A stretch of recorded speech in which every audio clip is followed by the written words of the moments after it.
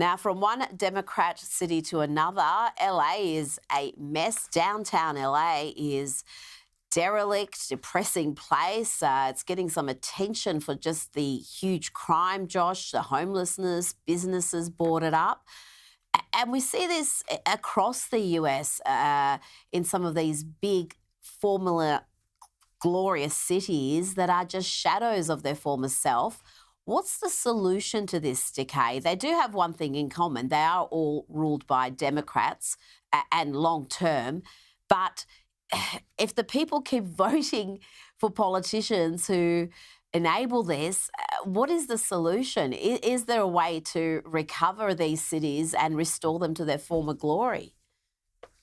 Look, I mean, not to sound like an ultra partisan, but you're totally right. I mean, virtually every state in America that has gone down the toilet over the past 3, 4, 5 decades on end, whether it's Los Angeles, San Francisco, Chicago, Memphis, Tennessee, St. Louis, Baltimore, Detroit, Washington D.C. I mean, Philadelphia, Pennsylvania. I mean, there's just so many examples there.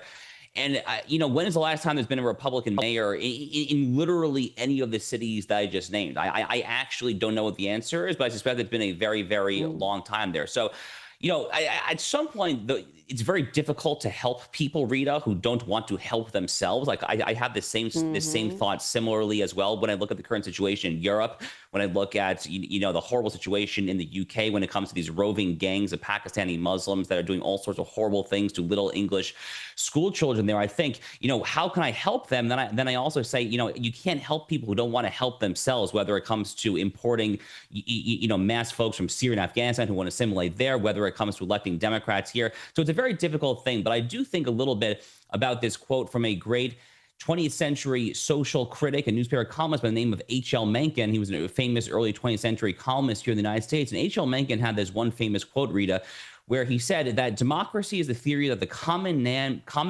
knows what he wants and he deserves to get it good and hard.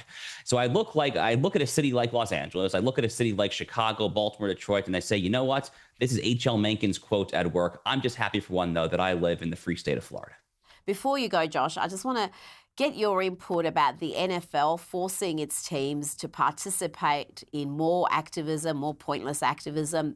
The teams are being told they have to put up these messages on their end zones, things like end racism, stop hate. There's about a half a dozen social justice messages that they can choose from. But I noted that Harmeet Dillon, the Assistant Attorney General for Civil Rights, had her own suggestion. She wants this to be on the end zone. No one is above the law. I can get bored with that sort of messaging, Josh.